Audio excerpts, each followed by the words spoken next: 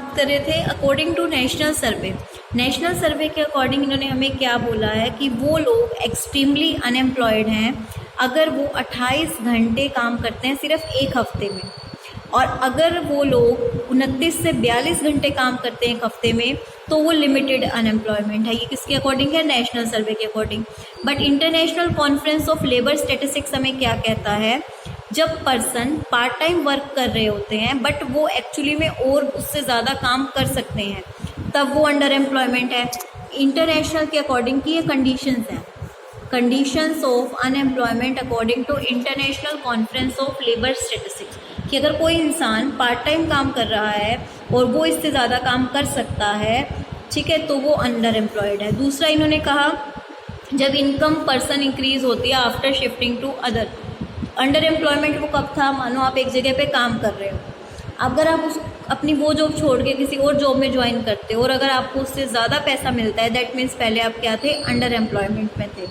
Under employment दो तरह का होता है, विजिबल, इनविजिबल। विजिबल जो हमें दिखाई दे रहा है, मीन्स एक पर्सन मुझे दिख रहा है कि एक दिन में वो 2 घंटे काम कर रहा है पर वो 8 घंटे काम कर सकता है, तो वो विजिबल है कि वो जॉब ढूंढ रहा है, उसको मिल नहीं रही है, ठीक है। इनविजिबल का मतलब है कि वो इंसान काम तो कर रहा है, पूरे 8 घंटे काम कर रहा है पर उसको सैलरी अपने काम के अकॉर्डिंग, उसकी एबिलिटी के अकॉर्डिंग नहीं मिल रही। एक MBA डिग्री होल्डर है, उसको अपनी सैलरी के अकॉर्डिंग, डिग्री के अकॉर्डिंग सैलरी नहीं मिल रही, तो वो इनविजिबल है, लोगों को दिख नहीं रहा, लोगों के लिए वो जॉब कर रहा है पर वो जॉब से उसको पैसा उसके अकॉर्डिंग नहीं मिल रहा है, ठीक है। उसके बाद हमारा है फ्रिक्शनल अनएम्प्लॉयमेंट। फ्रिक्शनल अनएम्प्लॉयमेंट होता है imperfections in the mobility of labour across different occupation.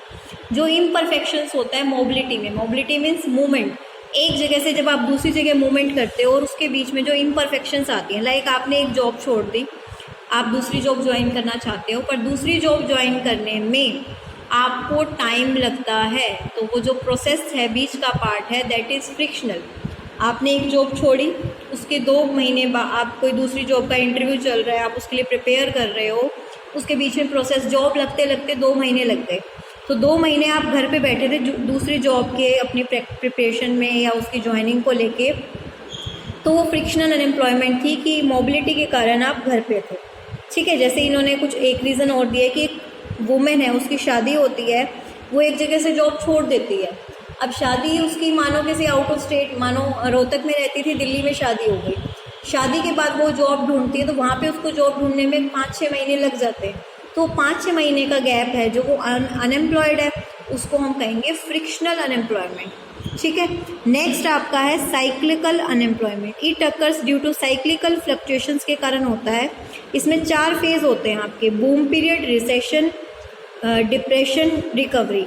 आपने ये चीज़ पहले भी पढ़ी होगी, बिजनेस में ये चीज़ आपने पढ़ी होगी कि सबसे पहले आपका क्या होता है?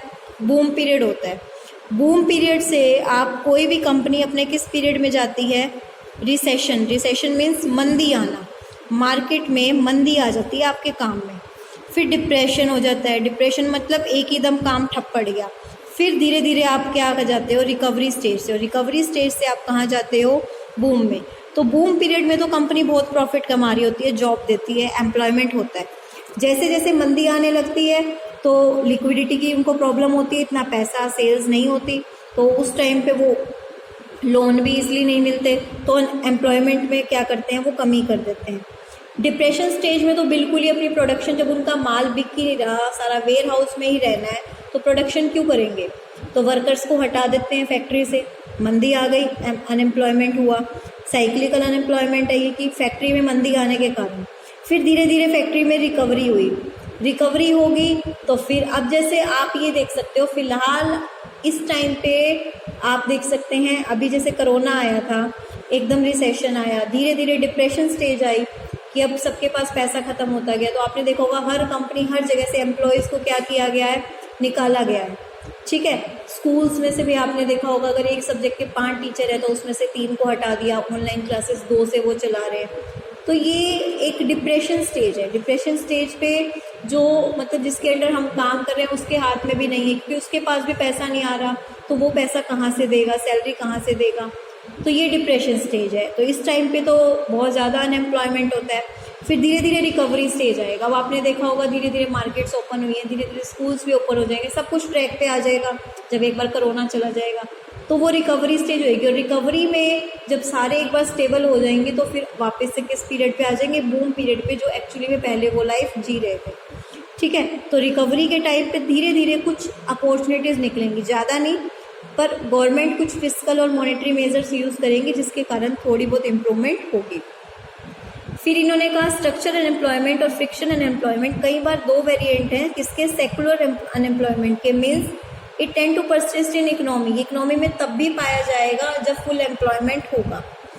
फिर इन्होंने कहा in it this is contrast, और ये कंट्रास्ट है साइक्लिकल अनएम्प्लॉयमेंट के। ये अनएम्प्लॉयमेंट अपीयर एंड डिसअपीयर होता है विद द साइक्लिकल फेजेस, जैसे जैसे इकोनॉमी में वो बूम रिसेशन पीरियड होंगे उनके साथ साथ चलता रहेगा ये। फिर ये कॉजेज आपके लिए होमवर्क है जो आपको खुद लर्न करने हैं, बिकॉज इसमें सारे पॉइंट वही हैं जो हम पहले डिस्कस कर चुके हैं। आप इस पॉइंट को पढ़ेंगे, याद करेंगे, ये इंपॉर्टेंट है। क्या क्या कारण है अनएम्प्लॉयमेंट के, ठीक है। स्लो इकोनॉमिक ग्रोथ होती है, पॉपुलेशन बढ़ रही है, एजुकेशन एक सीजनल ऑक्यूपेशन है, एग्रीकल्चर, इरिगेशन फैसिलिटी कम है, जॉइंट फैमिली सिस्टम है जिसकी वजह से डिस्गाइज्ड अनएम्प्लॉयमेंट होती है, डीके ऑफ कॉटेज और स्मॉल इंडस्ट्री ख़त्म होती जा रही हैं। ब्रिटिश के टाइम पे ऐसा हुआ था, हमने पढ़ा था। सेविंग इन्वेस्टमेंट हमारी कम है, लिमिटेड मोबिलिटी ऑफ लेबर्स इधर से उधर ज़्यादा मूव नहीं कर पा रही है। तो ये सारी कारण है जो आपको डीपली पढ़ने हैं, कोई पॉइंट ना समझ आएगा तो पूछेंगे।